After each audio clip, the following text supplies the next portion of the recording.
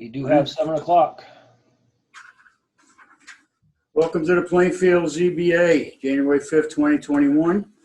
I'll read off the roll call on the regular meeting and the agenda, and then we'll take on our business. The roll call is Wes Hopkins. He's a regular member. We have a recording secretary, Mary Poitras. We have Peter Bignall. He's a regular member. We have Mike Morissette. He's a regular member. My name is Frank Zach. I'm a regular member. The alternates? No alternates yet? Nope. Okay, we have alternates, and if they appear, I'll introduce them as they appear. We have 2 coming in now. I'm not sure who they are. Well, I'm going to go through Ryan or you, Kevin. Yep. Someone's listed as Galaxy S20. Well, they can chime in if they wish. All right, we did the roll call. No alternates are necessary. The call to order, well, we'll call it to order when we read the unfinished business. We'll be reviewing and acting on the minutes held on 11/4/2020. We'll review the correspondence. And item 8 would be, item 7 is election of officers, and then the adjournment. So we'll go to the unfinished old business. And that's the first file we have. We have 6, so bear with us and we'll get this done. We have application Z 2020-1901.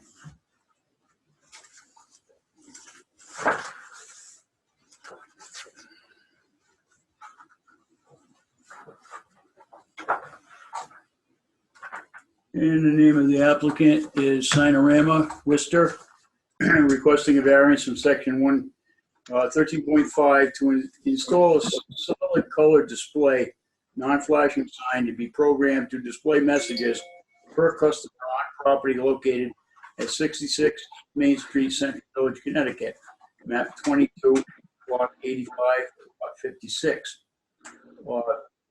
The applicant or anyone in favor of this application can speak first. We'll speak first. Anyone in opposition will then be able to speak. And if there's anything further that the applicant wishes to say, well, then he will be heard last. And this will apply to all the other variances tonight. I should have said that in the beginning, but I didn't. So at this point in time, who do we have for Sinorama of Worcester? Hello, my name is Mike with Sinorama Worcester. Can you hear me? Yes, we can. Thank you very much. I represent Elite Inn, and we are proposing the digital display that you described. This would be a non-flashing display, as you also described, that we would use to display messages. And these messages would relate primarily to health and safety standards for COVID, things that they are doing at the hotel to ensure the safety of the people staying on their property. And then they would also be able to, with your permission, display such things as hiring or something to that extent. Very simple. It can be programmed to shut off at the time that you're specifying in the evening, so that it's not on throughout the midnight hours. This thing is also adjustable to daylight and to nighttime, so that it's not incredibly bright and obnoxious in the evenings. And with that said, we're just looking for the ability to be able to display these messages. All right, because this is the continuation, I didn't read the full application, but I will read the item 14, which was really the reason the continuance was requested. If yes, please state the hardship or exceptional difficulty with respect to section 10.3 of the zoning regulations and why the proposed project cannot be done in compliance with the zoning regulations. No, hardship cannot be financial in nature and self-created. The Elite Inn, formerly Knights Inn, is seeking to improve safety and communication with guests and staff by installing a solid color, non-flashing message board. This will also help traffic identify availability safety protocols with the same certification as before. Anyone else to speak in favor of this from the participants? Any questions from the members of the board? Anyone in opposition to this variance?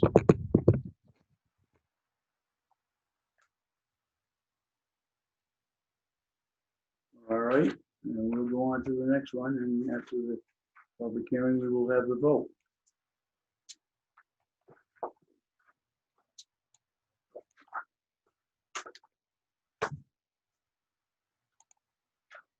Thank you. Thank you.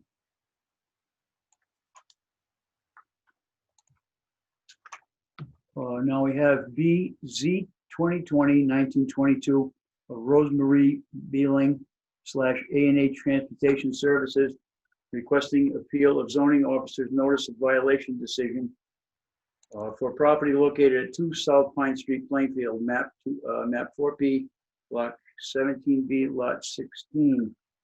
I will read this application. Name of applicant, as I just read. Telephone 860-208-6469. Address 2 South Pine Street, Plainfield, Connecticut 06374. Name of owner Rosemary Beeling. Address 46 Mary Ellen Drive, Milford, Connecticut 06460. That zip would be checked. I believe it's Milford. Assessor's information, map 4P, block 17B, lot 16, street address as stated. Reason for appeal may be on a separate sheet as it is because it says see attached. There's a signature of an applicant with written, printed William E. McCoy / agent, dated 11/2/2020. Printed name Rosemary Beeling, A&A Transport, dated 11/3/2020. And the attachment is as read, as will be read. The applicant Rosemary Belling, if that's the proper pronunciation, the owner of the property at 2 South Pine Street, Plainfield, Connecticut, 06374, and the applicant A&H Transport Services is the tenant in possession of that property, operating a transport business pursuant to a home occupation permit issued April 22nd, 2015. On August 27th, 2020, Ryan Braze, who is the Assistant Planner and Zoning Enforcement Officer for the town of Plainfield, sent a letter to Rosemary Beeling informing her he has received complaints concerning commercial trucks at her property as well as some fuel cells at the property. Heather Carano, who is one of the principals in A&H Transport Services, contacted Mr. Gray and discussed with him the removal of fuel cells, which were part of the subject of the complaints. The fuel cells, in fact, were subsequently removed, and Ms. Carano informed Mr. Braze of the same. On October 20th, 2020, Mr. Braze issued a notice of violation, again referring to the removal of the fuel cells, but indicating that the storage of commercial vehicles was in violation of the residential zone in which the Beeling property is located. A&H Transport Services and Rosemary Beeling operate a home-based business pursuant to a decision of the zoning enforcement officer on April 22nd, 2015. The applicants represent the home-based business being operated at 2 South Pine Street, Plainfield, Connecticut, is the same business which was described in the application for a home occupation permit, which was in fact granted by Mr. Bray on April 22nd, 2015. The nature of the business described in the application was transportation, and within the application, the reference to tractors is clear from the application. Therefore, the applicants believe that the notice of violation issued by the zoning enforcement officer should be overturned, and A&H Transport requested a meeting with Mr. Braze to discuss this matter prior to filing this appeal. He indicated by phone there was nothing further to discuss and that the applicants would need to file an appeal of his decision, which conversation occurred at the end of October 2020. There's a signature, William E. McCoy, agent for Rosemary Beeling, A&H Transport, the signature. Let me go back to where we were.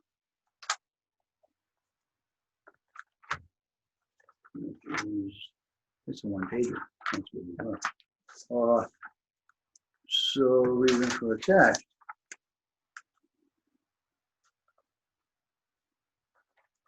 I'll look through anything else we have in this file.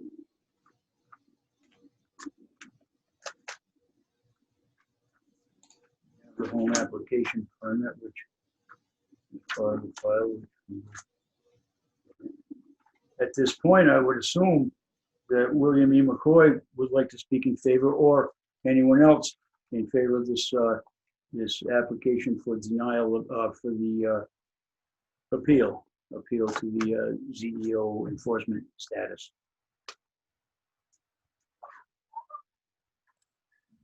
Thank you. For the record, Attorney William McCoy, my address is 736 Norwich New London Turnpike, Uncasville, Connecticut. This is a fairly straightforward matter in that your regulations provide that a home occupation permit may be issued by the zoning enforcement officer under your regulations. That in fact occurred in April of 2015, and that business has been operated by the occupants of the home since that time. The home is owned by the mother of one of the principals in the business, but they use the home as their principal residence.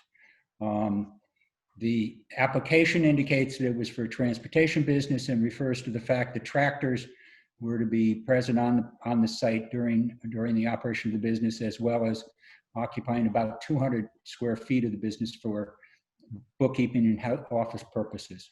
Nothing has changed since the issuance of that permit. There was a contest in that Mr. Bray legitimately brought to the attention of the occupants and the applicant that there were fuel cells that had been reported on the property that could not remain there because under your regulations those were technically flammable. Those were in fact removed. So I would suggest that based upon the permit that was issued, they are operating under the auspices of that original permit, and nothing's changed since 2015. Are there any further people to speak in favor of this? Also, I'm going to read into the record in this file, there is, I saw it and I will get to it. There is a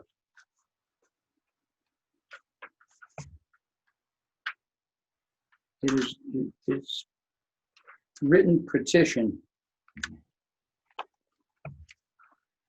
on it, and I'm looking for a date.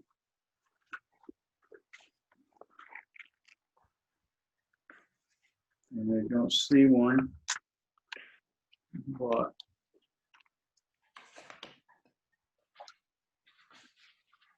well, A&H Transport Services, 2 South Pine Street, Plainfield, Connecticut. Petition to, and then it says Save Our Small Business. I'm looking at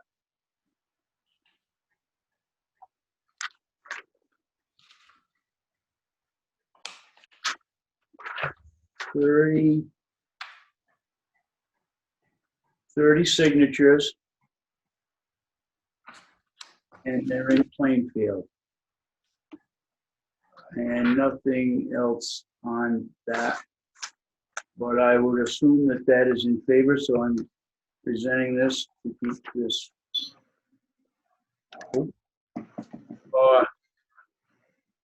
Anyone opposed to this? Obviously, the zoning enforcement officer, but anyone in the meeting opposed to this? I'll raise my hand. This is Kevin Cunningham. I guess I would have to ask the question on the permit itself. It states that it's a home-based business, but it says in parentheses, home office for paperwork. Was it the understanding at the time from the zoning enforcement officer that this was supposed to be a home-based paperwork-only business? Because that's the whole crux of what I see here as what the applicant wanted to do. I would also ask if the A&H has moved off the cells off that property. Because I do have a problem with the cells being on the property, obviously.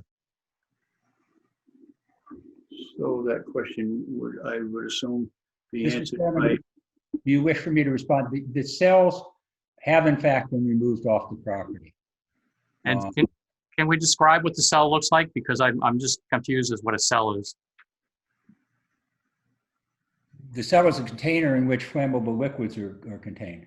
I can't describe it. Can the applicant describe it? Is it round? Is it square? Is it?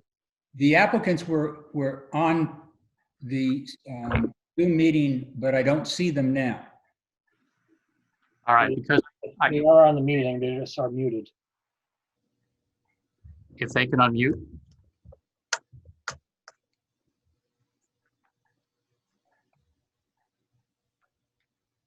Again, for the record, William McCoy. Mr. Bray, I don't see them in my lineup of. Oh, I'm right here, Mr. McCoy. Okay, thanks. The cell units were self-contained. And given us to us And- City Oil. They were given to us by City Oil. We had fire extinguishers and they were properly marked, but they were removed immediately as soon as I received the first violation letter. Because they weren't on our business permit, but on our business permit here, which the gentleman before said that he sees paperwork only, it says tractor, horses on premise, right here, tractor, horses, between tractor trailer.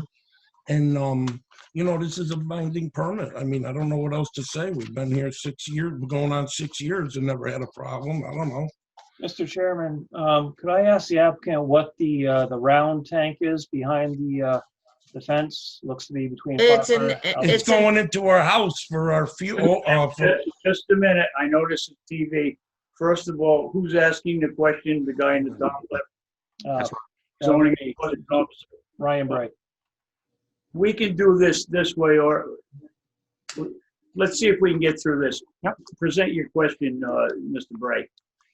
There is a cylindrical tank on the property at the moment. I believe it looks to be between 500 and 1,000 gallons, white in color. I don't know what that is back there. Yeah, we want to change our house over to oil, but this guy gave me the tank. It's not being used for anything. It's It's just our tank empty. for a house, Okay. from going from heat and air to oil. That's all. But I mean, if that's bothering you too, we'll move that or do, but it's not hooked up. It has no fuel in it. If it's empty, then I have no issues with it, but. Right. Yeah, back- No, I'm just saying, I mean, sir, we're trying to do everything we can. We go slow. I mean, everybody in the neighborhood knows about this. And, they don't have don't have a problem with it. I don't understand if we did something wrong, I mean, We're trying to the abide town of by the Plainfield permit. gave us the permit. I mean, we don't have the money to buy. I wish we had the money to move and put up a building, but we don't. And I don't want to lose my business. Or That's all we home. got. I'd like to present a little question here. First of all, as William McCoy signed as applicant, obviously he's representing the Billings. Now, I need some parliamentary procedure. Who's going to get to answer these questions? Anybody care to? Mr. McCoy may answer the questions, sir. Okay, thank you. Now I have a question. I'm reading the original home application permit, and item 5 says how much square footage of space will this business occupy? And it says 200 square feet.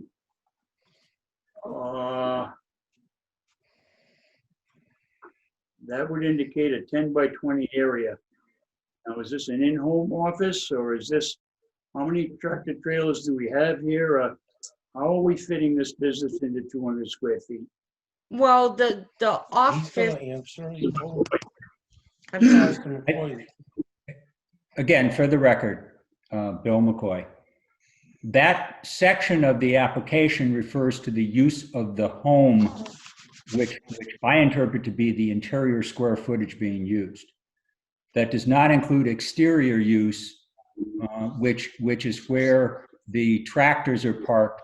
There's no The tractors leave the area in the morning and come back at night and are parked at night. So what shows this application as requesting tractor?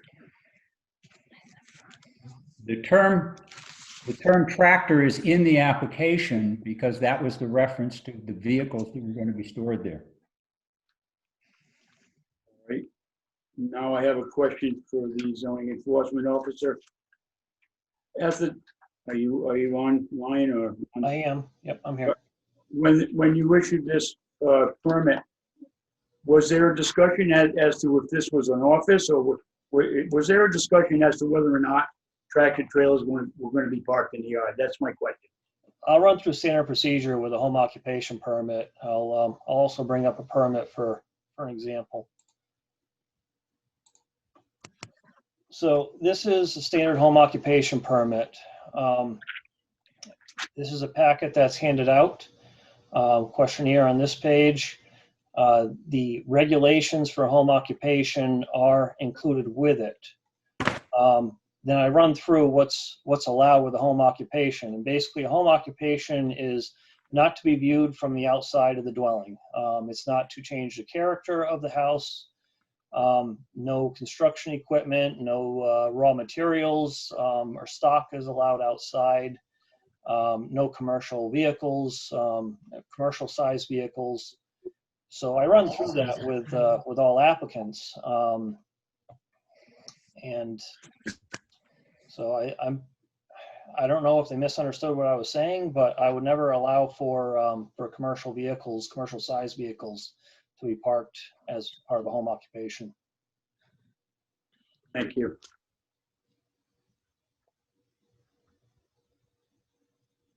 Could we remove that exhibit from the screen, please? I'm pretty much all set with my questions. And anyone else from the board got any questions on this? Mr. Hawkins. Oh, no? Yes, Yeah. you had some people, were they for it or were they against it? The people that they got signatures. Those, I would assume that they're for it because on the heading of the petition, it said petition to save our small business. So I hate to make an assumption, but and they're all South Pine Street in Plainfield. So that I would assume they're in favor, and I didn't hear anybody say anybody against. So thank you. I would be the only one, and my name is Kevin Cunningham for the record, that I would be against only because my interpretation of the paperwork says it's a home business and it's for a home dwelling. And again, item 5 of the question, how much square footage being used for occupancy, that would align with a home business as an office, not for storage of larger equipment outside.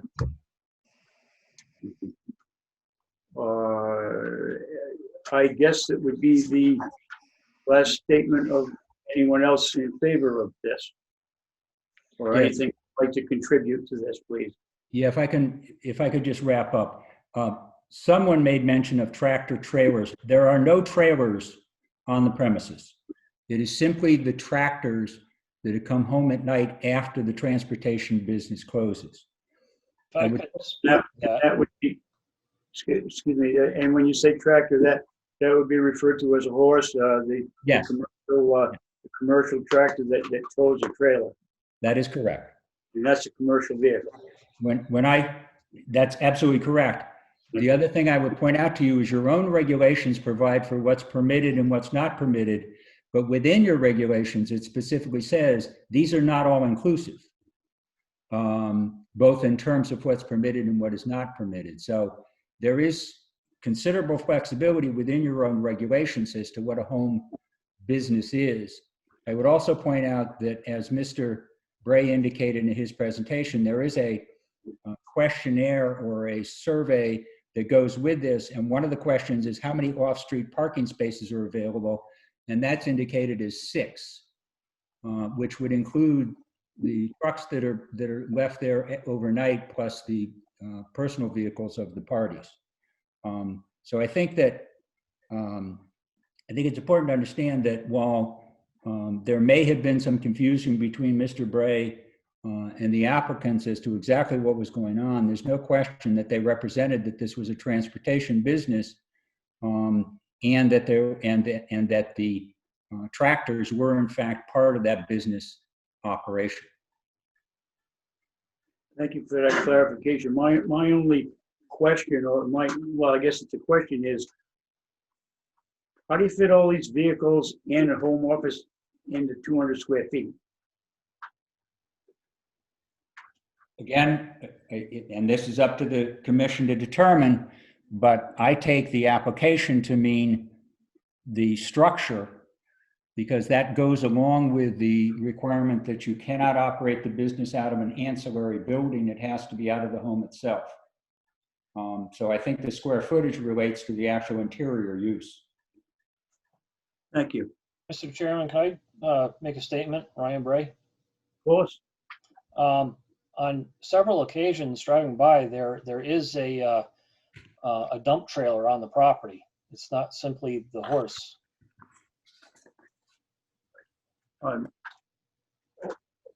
Could you say that again? There's what on the property? I didn't hear it.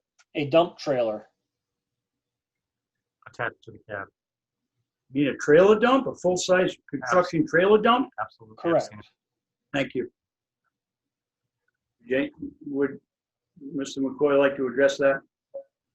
I don't think that's part of the regular operation of the business. And I would, in addition to that, I would point out that the petition, if you review it, are virtually all neighbors of this business. So I'm not sure at the end of the day where the objection to this comes from. And I understand Mr. Bray's position as zoning enforcement officer, but if you look at the signatures and the addresses of the people who have who signed the petition, they're all the neighbors of this particular property.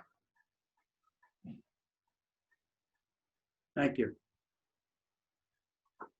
I guess we will go on to the next one, and we will have the vote on this. Thank you for your attention to this matter. Now we have application Z 2020-1929. Oh, better read it off the application. Back and forth here. One.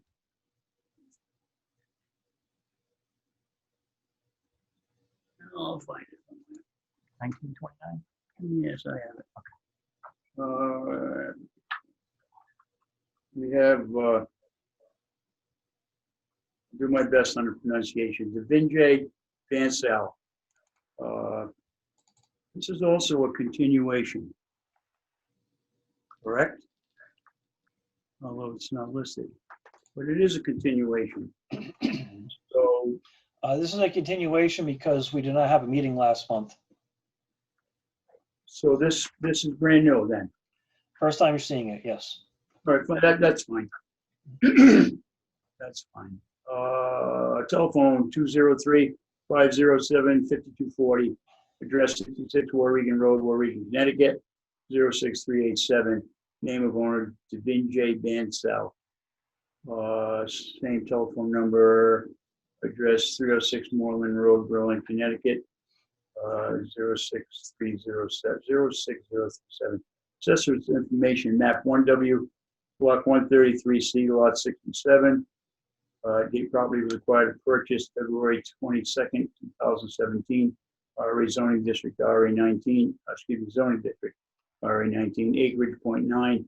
Description of proposed project, expansion of legally non-conforming commercial building to add convenience store to pizza restaurant. Section of zoning regulations, applicant request to be varied, see attached. In your opinion, based on the above statement, you have a hardship that is addressed in item 14. I would like to submit this revision to my hardship statement.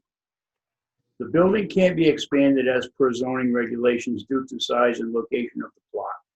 In order to keep the pizza business running, we need at least 3 employees, a cook, a driver, and a cashier helper. However, due to the pandemic, the business slowed down a lot. By adding grocery store to the building, we can better serve the community by providing household food products in an area where there are no grocery or convenience stores.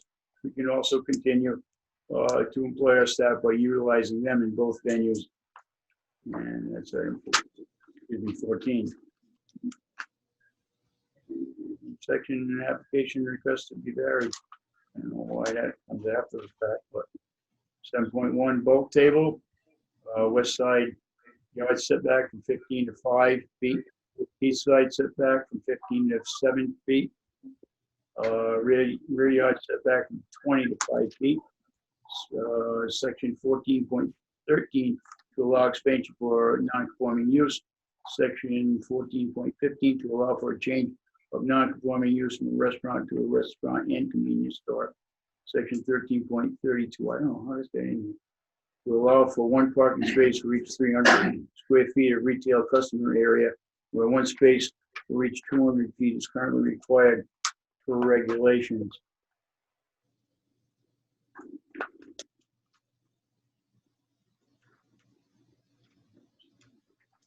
Well, that's in there. Anyone to speak for this? Applicant, people in favor? Yes, I'm the applicant. Digvijay Bansal. You're the applicant? Yes, sir. Okay, you can speak in favor of this, or your reason for this? Yeah, because the building is on the corner plot.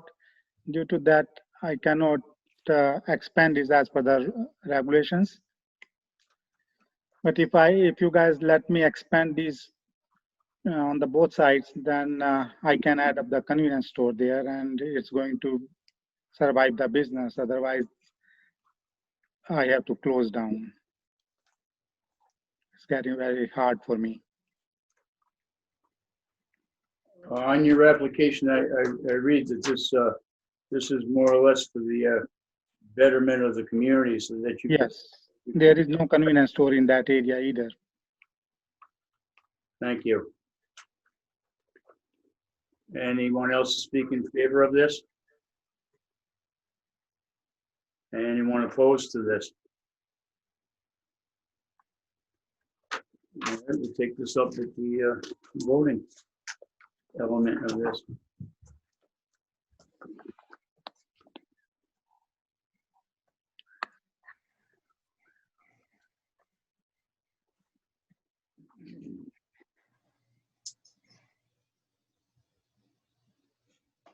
Application number Z 2020-1933. Name of applicant Charles Corson Jr. Telephone 860-303-0603. Name of owner Charles Corson Jr. Same telephone and address is 160 Sterling Road, Sterling, Connecticut. Applicant's assessment information map 03M, block 0109, lot 014A, address of property, High Street. Date property was acquired or purchased November 2007. Zoning district is R60. The acreage is 1.1 acres. Prescription of proposed convert existing garage into a residential home on second floor with garage on first floor. Section of zoning regulations that request to be variant. Sections of the zoning regulations applicant request to be varied. Bulk table hyphen section 7.1 minimum rear yards depth to 40 feet. So based upon the above statement, do you have a hardship? Yes, it's been checked. And we go to 14 for the hardship. Please state the hardship or difficulty with respect to section 10.3 of the zoning regulations. What if proposed project cannot be done in compliance with the zoning regulations? Note a hardship cannot be financial in nature or self-created. Existing building has a setback of 40 feet and the new setback regulations call for 50 feet. There's a certification with a signature and a printed name of Charles W. Corson and date of 11/25/2020. And anyone like to speak in favor of this? Just 1 second, bear with me.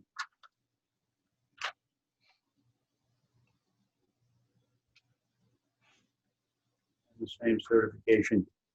Anyone wish to speak in favor of this application? Yes, my name is Paul Archer with Archer Surveying, representing Mr. Corson. And just to give you a little history on this property, this property, the actual garage, excuse my voice, I got a little cold going on, but the garage that we were talking about was built in 1999.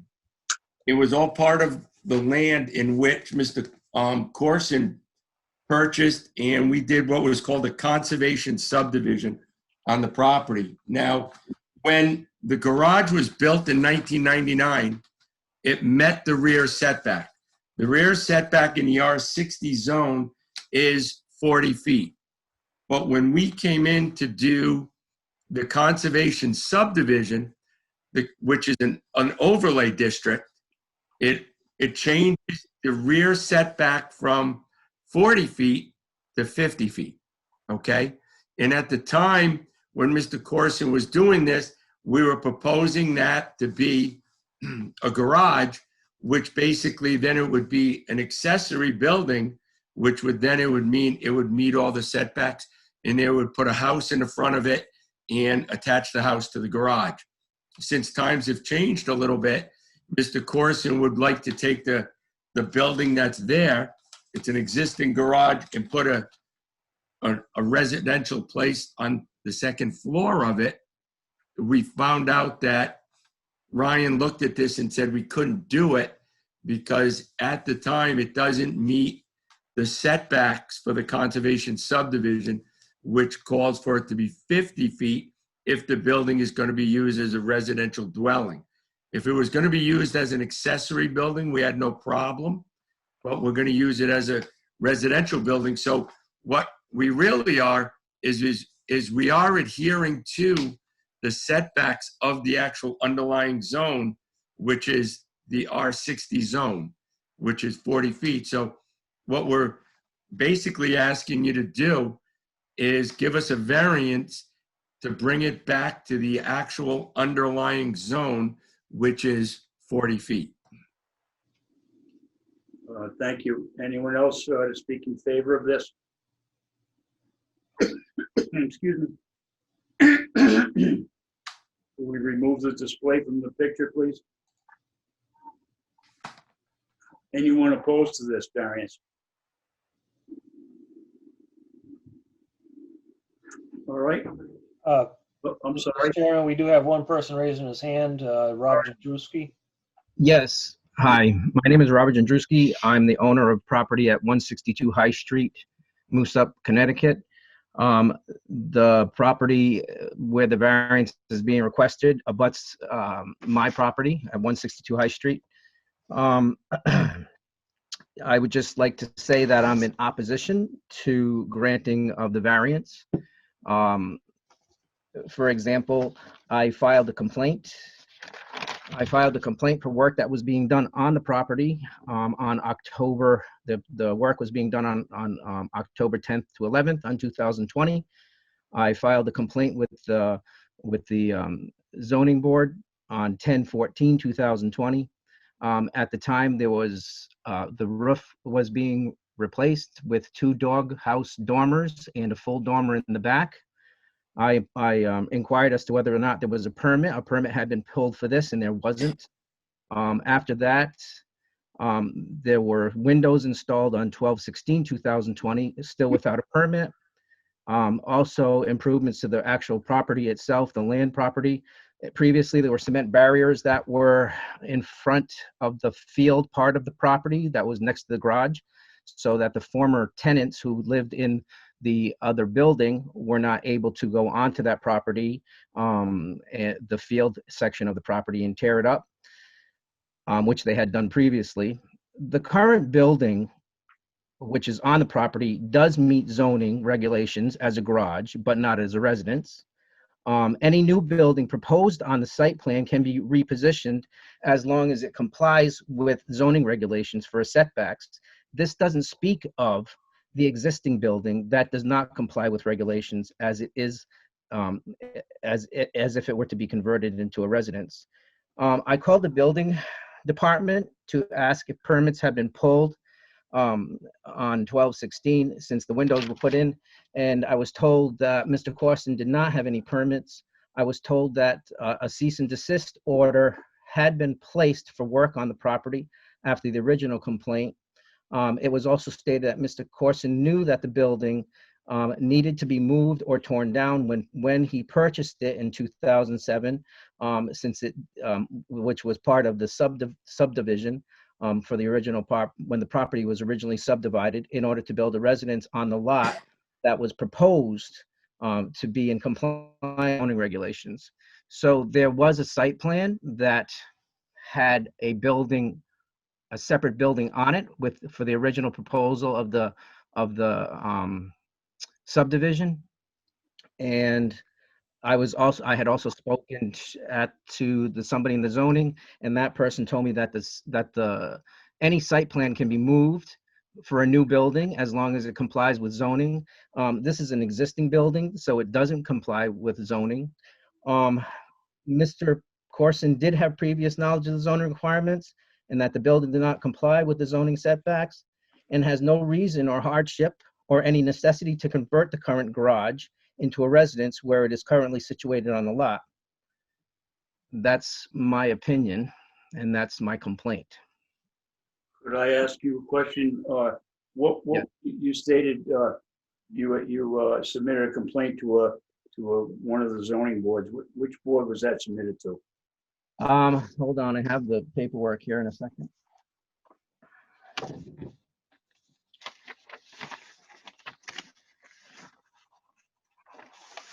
I submitted that to Planning and Zoning Commission, zoning complaint form. I submitted that at 10/14/2020. Okay, I guess this question would go to Ryan Braze. If you have any information on this, what was this received? What was the status of that? Yes, complaint was received. I did act on it, sent out a notice of violation. The building department also acted on it, issued a stop work order. So as a clarification, for the building to remain as a garage, it does not have to be taken down or moved. Right. It was shown on the plan, on the subdivision plan, as being a detached garage, and was in compliance with the regulations. It's only when it becomes a dwelling that it has to comply with the 50-foot rear yard setback. All right. And please, just for a clarification's sake, the 50-foot setback that Ryan Bray's talking about falls under the conservation subdivision.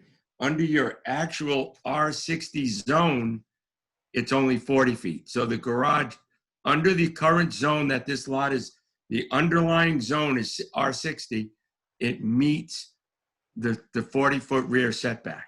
It does not meet the overlay zone of the conservation subdivision, which was increased to 50.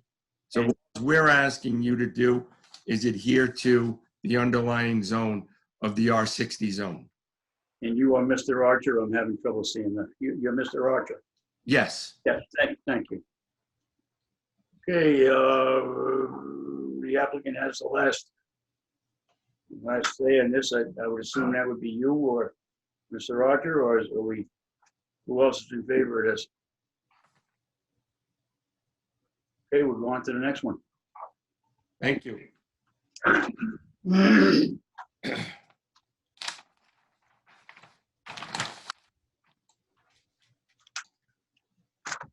Application number Z.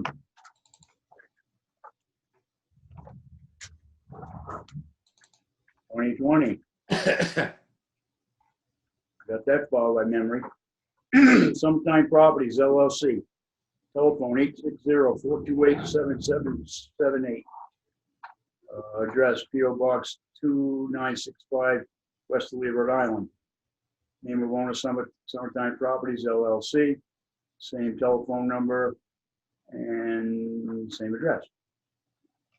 Assessment information is map 22, block 90A, lot 8. Street address of property is Wallace Road. A property was purchased or acquired October 2018. zoning district RA60, acreage 3.02 acres. Description of proposed project, single-family residential home. Section of zoning regulations, applicant request to be varied. Bulk table. Section 7.1, minimum 40-yard depth from 50 feet to 30 feet. Minimum front yard depth, excuse me. Minimum front yard depth from 50 feet to 30 feet. Based on your opinion, do you have a hardship? Yes has been checked. We will go to item 14.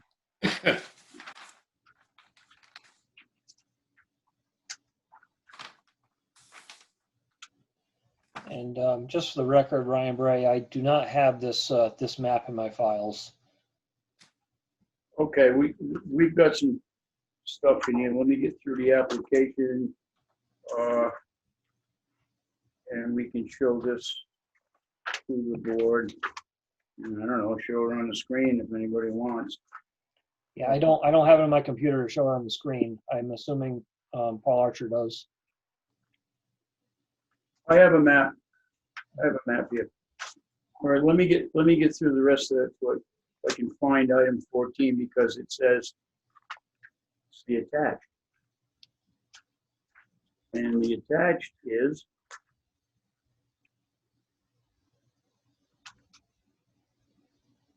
survey dated November 12th, 2020. Must be. Yeah. Zoning Board of Appeals, Ray, Wallace Road, Summertime Properties. Due to the location of the wetlands, we are requesting a variance to move the location of the proposed house closer to the road in hopes of moving it further away from the wetlands. With the current required setbacks, the rear face of the house will sit right on the edge of the wetlands, while the front face of the house sits directly on the front setback. We have kept the footprint of the house to minimum in hopes of lessening our distance from the wetlands.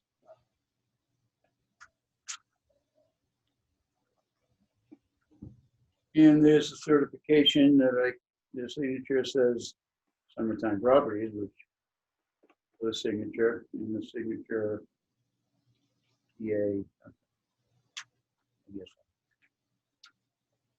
There's also a letter in here that I read authorizing Paul Archer to speak in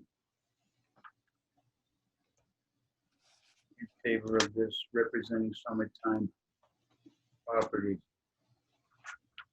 I guess it's Mr. Archer's turn. All right. Good evening. Paul Archer with Archer Survey, and again, representing Summertime Property. If I know I dropped off. Do they have a copy of the map? We have a map. It's in the file. Okay. Yes. And then so what happens is the way this property is set up, of the 3 acres, probably, I would say over 2 acres is all wetlands. We are limited to exactly where the house can go. There is no room. The proposed house that we're showing on a plan is 26 by 36. So as you can see, we have gone through wetlands, and we do have wetlands approval to build this, okay? But what, on recommendations from Ryan in the Wetlands Commission, we would like to see if we could possibly pull that house 20 feet forward, which would allow the house to have a little rear yard. Wouldn't mean that we were going to make a bigger house, but it would give it a little more room in order to make it a yard and make it so we're not disturbing the wetlands. So that's really the whole purpose of this, is to allow us to move the house forward. Anyone else in favor of this? Anyone opposed? This? Mr. Chairman, can I speak to that? Who are we speaking to? Ryan Bray.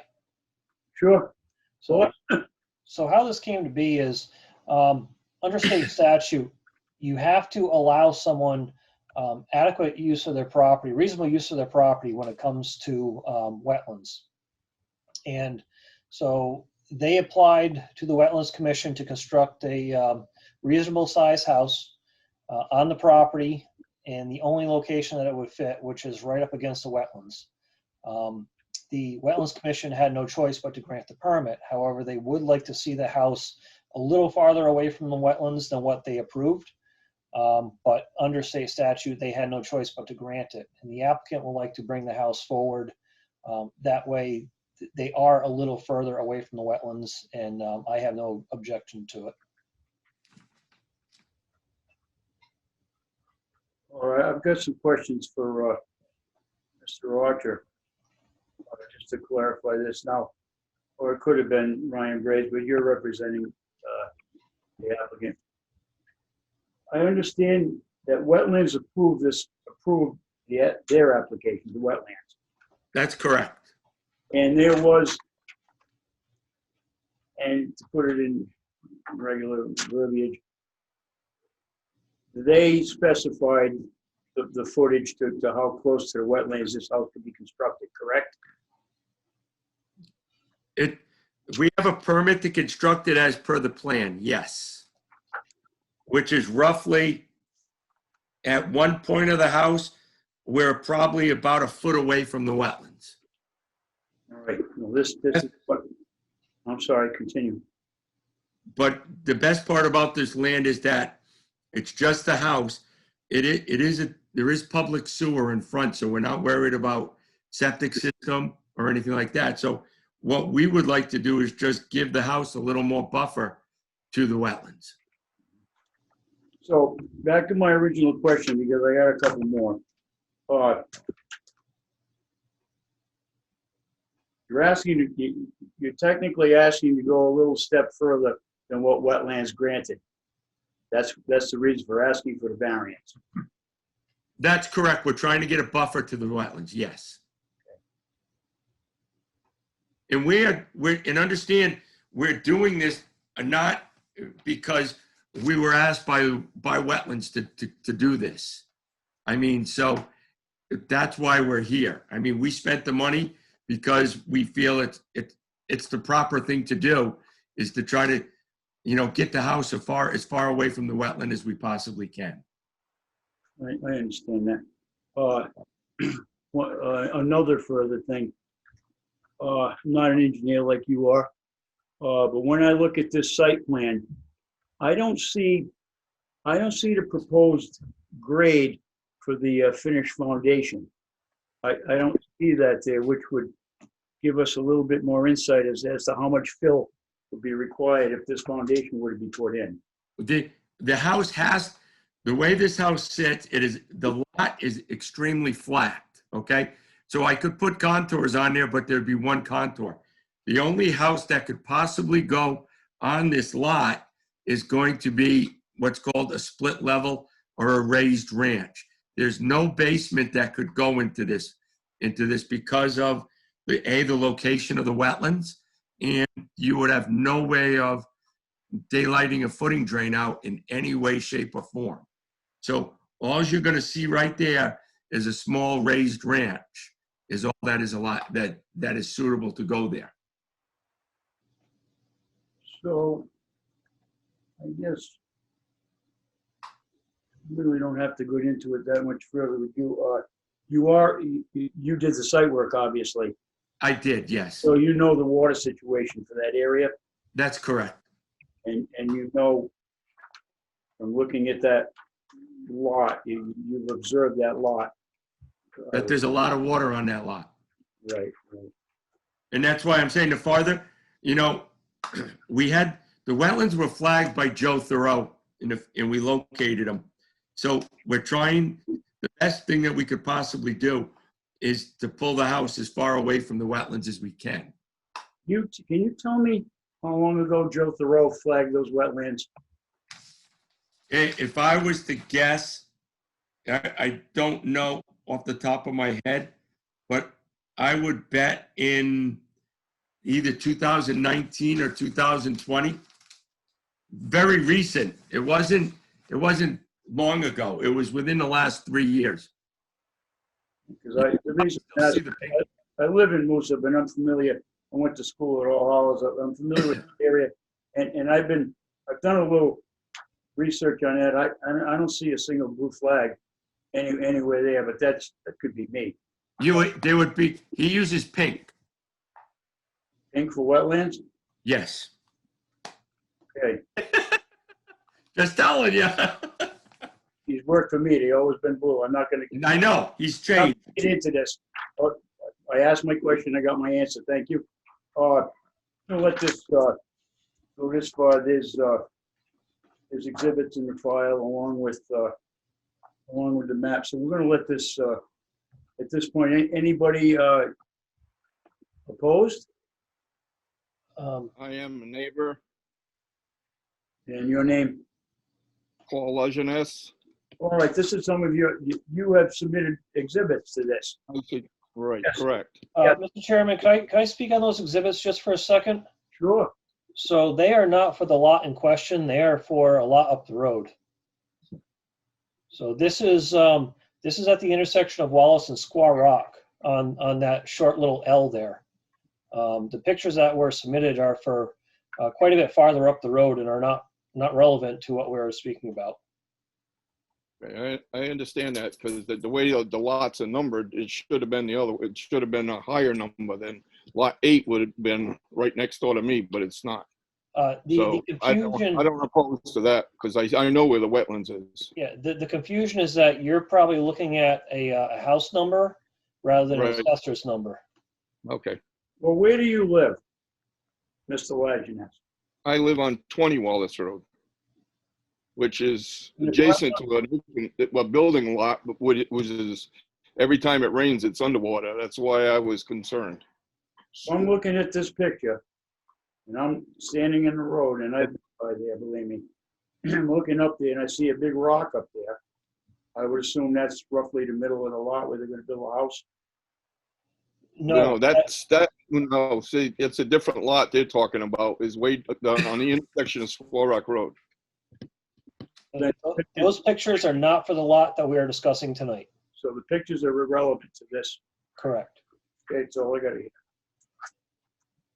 I have no opposition of that lot there. I'm very confused on this, but we'll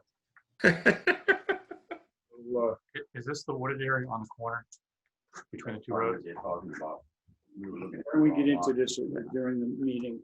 We'll get in. We're gonna take this up, but this isn't what I thought it was.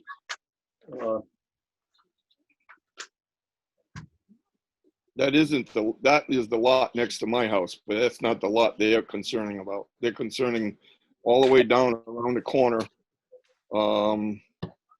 Right, let's see, Why I couldn't figure out the print. right. I couldn't either. And I have to ask. So I went by house numbers, and that's wrong from their point of view. Then my question to you is, why did you submit these pictures? Because I thought that lot that they were concerned of was next to me, but it's not. It's down the road.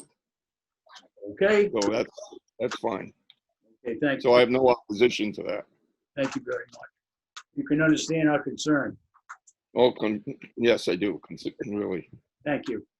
We'll go on to the next one. Oh,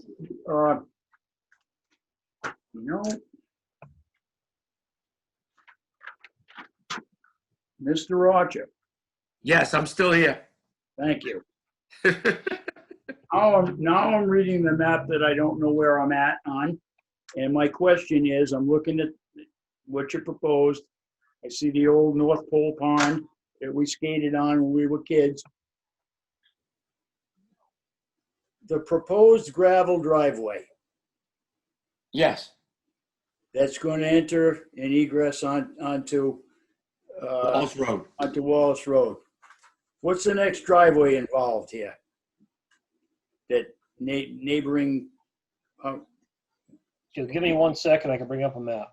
I wish you could. So just one more thing, because that was my concern. So we're looking, if you look at the screen now, we have Squaw Rock Road where my cursor is. Yep. And this is the area in question. Yes. This lot has been divided, so it doesn't look like this anymore. However, this is the approximate area. Yep.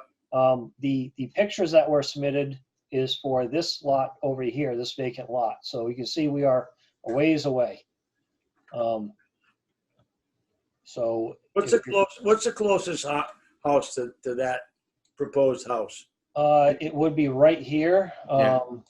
which would be 28 Wallace. All right, thank you. Moving on No, it to, might be 9, Ryan, too. Might be 9. The one up here off of, No, there's, up here, up north, Ryan, north, right there. oh, well, this is on Squaw Rock Road. Yes. Yep. But that's gonna be the same type of house, and they're gonna be in the same, that basically, that would be closer than the house over on 28. and this is serviced by city sewer, correct? That is correct. All right, thank you. And anyone else? Okay, application Z 2020. Application, name of applicant. Excuse me. Justin Palapiano. Telephone 860-622-9554. Address 99 West Main Street, Clinton, Connecticut. 06413. Name of owner, Connecticut Water Company.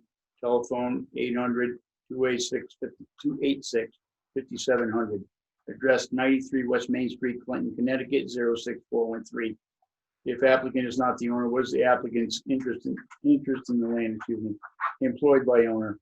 The assessor's information is map 013, lot 0115, lot 0041. Street address of property 0 Patty Lane, Danielson, Connecticut. 06239. Date property was purchased or acquired 12/23/2008. Zoning district of the property RH30. Acreage 1.07. Description of proposed project: demolition of 2 existing water storage tanks, construction of 1 new water storage tank, and associated site work. Section of the zoning regulations applicant request to be varied. Request to be varied. Section 7.1 bulk table, maximum height 30 feet, and section 7.23 permitted uses to allow for 88-foot tall water storage tank. In your opinion, based upon the above statement, do you have a hardship? Yes, it's been checked, as we refer to item 14. If yes, please state the hardship or exceptional difficulty with respect to section 10.3 of the zoning regulations, and what proposed project cannot be done in compliance with the zoning regulations. Note a hardship cannot be financial in nature and is self-created. Section 7.1, the current height is existing non-conforming. Water system hydraulic engineering constraints dictate the proposed height. The existing height does not satisfy the current requirements for operation of the public water system, section 7.23. Current use is existing non-conforming, predating the zoning regulation and development of adjacent parcels. 2 existing structures are being replaced with a single structure. Relocation of the current use to an alternate site would also require a variance or zoning revision and is not practical due to water system engineering constraints. The certification of an applicant with a stamp of Justin Palapiano with a signature with a printed name, which we don't need because it's already stamped, dated 12/8/2020. And the owner is James Casagrande, but it says Connecticut Water. And who do we have to speak for this application? Evening. My name is James Casagrande from Connecticut Water Company, and I did sign that application as the owner. I'm the manager of project engineering for Connecticut Water Company. With me tonight, I have Robert Tedeschi from Weston and Sampson, they're our engineer of record for the project. I may lean on Bob to answer some questions if we have anything that I can't address. Just wanted to start out, this is not our usual approach for a project like this. Typically, we are named specifically in the zoning regulations, so we don't need to seek a variance. We're usually a use permitted by special exception.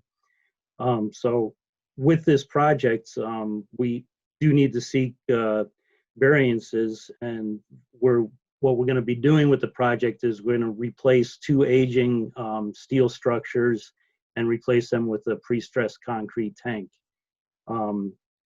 The site is existing non-conforming. That use was established in 1921 when Warrigan Mills built the first water storage tank there. It was expanded in 1957 when American Standard built the second water storage tank on this site. Both predating the zoning regulations. The adjacent subdivision, Patty Lane and Blueberry Lane, came along in 1970, or thereabouts. And so it's an existing non-conforming use. The tanks have reached the end of their useful life. What we've determined is in the best interest of our ratepayers is, rather than rehabilitate the two existing steel tanks, that we just replace them with a single concrete tank, which is in the location of the first steel tank that would be taken down. And then once that is completed and put into service, we would remove the second tank on the site. And the intent being that we're going to replace the two tanks with a single tank that meets our current engineering requirements. And this will give us redundancy for the Plainfield, the Gallup system to the south in Plainfield Village. And likewise, the reason that we can reduce the number of tanks on this site is we will have the tanks available at the Plainfield Industrial Park to be redundant to this tank if we needed them to be able to take this tank out of service. So again, we're applying for two variances. First being section 723 permitted uses. And like I said in my introduction, that being normally we are named as a use by special permit. There's no mention that I see in the regulation, and we reviewed it with the zoning enforcement officer, Ryan, previous to this, and that was the recommended course of action, that we apply for a variance for the permitted use. The hardship being that this is the best use of the existing site. Engineering constraints dictate the ground elevation we're seeking, which is greater than 300 feet, limits us to the number of sites that are available to us. So this is the best use of that existing site to continue this non-conforming use here on this site. The other variance that we're seeking is to the bulk table height of 30 feet. There's mention of this in the zoning reg section 15.3, but basically the water system pressure as the system has evolved over the years requires a taller tank elevation, and the only way to obtain that is to get the overflow height of the tank higher. So it requires an increase of 26 feet in the tank overflow elevation. The existing tanks are approximately I think 65 feet high, and we're going to be increasing that to 88 feet. The existing tanks, again, are non-conforming, predating the zoning regulation. I'd like to go on further, but probably in respect to everybody's time, it might be better to hand it over to questions. we could remove the exhibit from the screen. Yeah, and I'm addressing Mr. All right. As I read this, some of the questions and it's been discussed previous to the meeting with others in the town. Reading the application, my question was answered. I didn't know the engineering coefficients or whatever you want to call it, but it's been answered. Water system hydraulic engineering constraints dictate the proposed height. Myself, my limited engineering ability, I just didn't understand why one tall water tank would be better than two small ones. This has been answered. It's been answered to me. So anybody else got any questions? No, but- Yeah, And it is the height that sets the pressure. And I went by the property, and any improvement to that area, in my opinion, would be good. So anybody else in favor of this? This is Kevin Cunningham. Can I ask a couple questions just for information for the public? You're saying that you're replacing them because they're coming up to being out of service because they're metal. You're proposing to put a cement. Do you have a length of service for that, an estimated length of service for the cement? So the design life of the pre-stressed concrete tank is marketed as 50 years. They typically will run for much longer than that with very little maintenance. Steel tanks typically have a life of 50 years. Connecticut Water Company has managed to get over 100 years out of steel water tanks if they're maintained correctly. These tanks obviously have not been maintained correctly before we got them. The last time that they were completely coated was in 1983. The cost of recoating steel tanks is approaching new construction of another tank. So really the driving factor for going to a concrete tank is we can essentially build it for the cost of recoating 2 steel tanks, and we would get a 50-year life out of it with essentially very limited maintenance required to it. Thank you. And only one other quick question is your gallons that you currently hold for your current 65-footer is comparative to you have an 88-footer coming up. I mean, what's the difference in gallons? We're roughly doubling the capacity with the additional tank size, but the driver of the height is really to get the system operating pressure up. The additional tank size, the combined capacity of the existing tanks is around 550,000 gallons. The new tank would be 1 million gallons. But basically that usable volume would remain about 550,000 gallons. In other words, it's to compare it to a soda can, it's essentially, you're drinking the top half of that tank. That's the usable volume of it. So we have 500,000 gallons would be in reserve, not typically used for emergency purposes. Thank you. So officially, Kevin Cunningham in favor of the proposal. Thank you. Anyone else in favor? Anyone opposed to this? All right, we'll take this up at the regular hearing. We'll close the public hearing. I'm going to sit over there. Excuse me. My name is Robert Jandrewski. May I make one other reference to the property at belonging to Charles Corson, or is that permissible? Public hearing has been closed. Excuse me? Not No, it is not. Yeah, no, we closed it. Okay. All right, thank you. Thank you.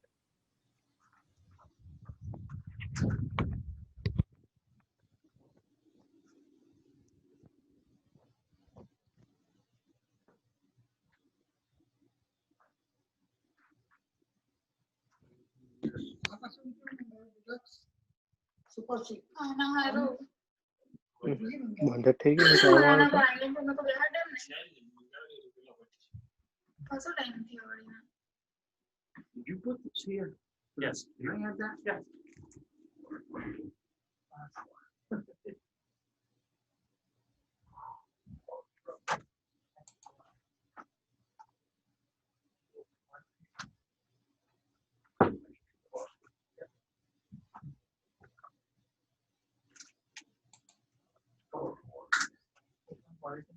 Here, what's the?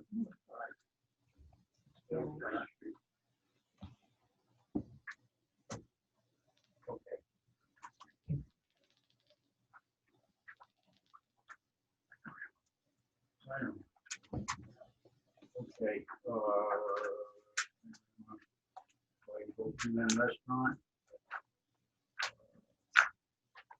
We discussed this. This is a continuation. We discussed this. Write it down. Second. And the hardship. Public safety. By McDonald, seconded by Mr. Morris. Kevin, we're unable to hear what's going on. Yep, if you could turn just a little bit, I think I can hear it at that point. Just gotta speak a little louder because we're so far away from the mic. Signorama of Worcester has been granted, and the hardship is public safety concerns. Thank you very much. No problem. I'm sorry that we're doing this, but it's a little hard. Now we got. We've got A&H Transportation Service. What's your pleasure on that? It's pretty much. Yes. Make a motion to deny their appeal. Okay, and I'll second. All in favor of the denial of the appeal. Right. All in favor of the denied appeal has been denied for the appeal of A&H Transport. I would assume versus Ryan Grays.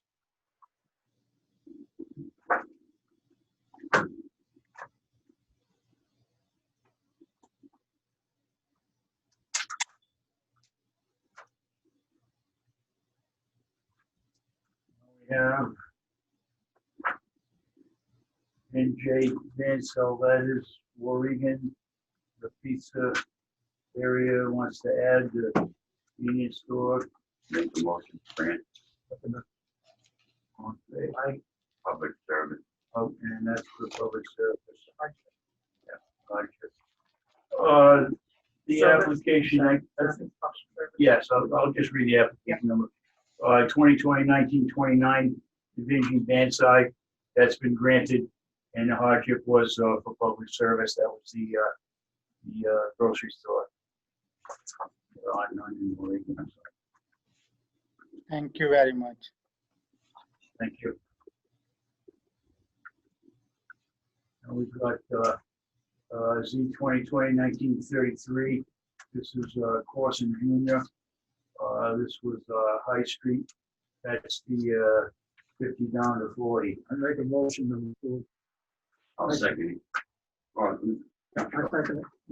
All in favor? Aye. And hardship there. Best use. Application 2020-1933, Charles Corson Jr. That's approved, and the hardship is best use of property, land.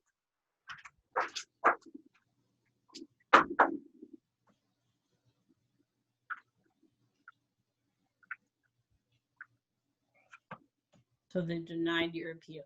Yep. Excuse me. Brian, could you mute everybody so we can get through the process? Thank you. We've got application 2020-1934. This is summertime properties. As I stated, there were exhibits in the file that didn't pertain to this. So, and according to this plan, and the fact that it's been to wetlands, and the fact that it is 3 acres, I'll entertain motions. Make a motion to grant. Second. Wes? Yep. Hardship. Best use of it. What the only use of that. Application 2020-1934, Wallace Road, that has been granted, and the hardship is best use of land. Thank you very much. Welcome. And we have application 2020-1955, Connecticut Water.